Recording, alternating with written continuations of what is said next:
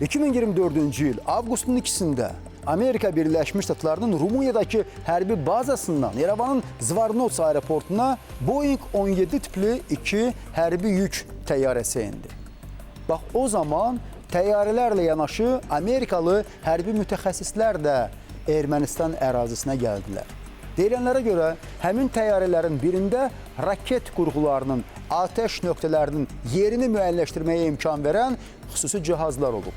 Və bu cihazlar İran ərazisindən buraxılan raket və digər öldürücü silahların hərəkət trayektoriyasına nəzarət imkanına sahibdir. Eləcə də digər bir fakt. İnformasiya mənbələri onu da yazırlar ki, Ermənistandakı Avropalı müşahidəçilər, yəni binokulla şou göstərən klounlar elə İrana dəqiq hava zərbələri endirilməsində əsas pay sahibləridirlər. Axı, müşahidə heyətinin tərkibində Alman, Fransız, Kanadalı agentlər və xüsusi xidmət orqanlarının casusları da vardı. Və bu heyət yalnız Azərbaycan sərhədlərini müşahidə edirdi? Əlbəttə ki, yox. Onlar həm də elə İran tərəfində hər hansı hərbi hərəkətliliyi qeydə alıb, Zəngəzurda oturan erməni hərbçilərinə məxsus geyimlər geyib, amma Amerikaya xidmət edən elə Amerikalı mütəxəssislərə ötürürdülər.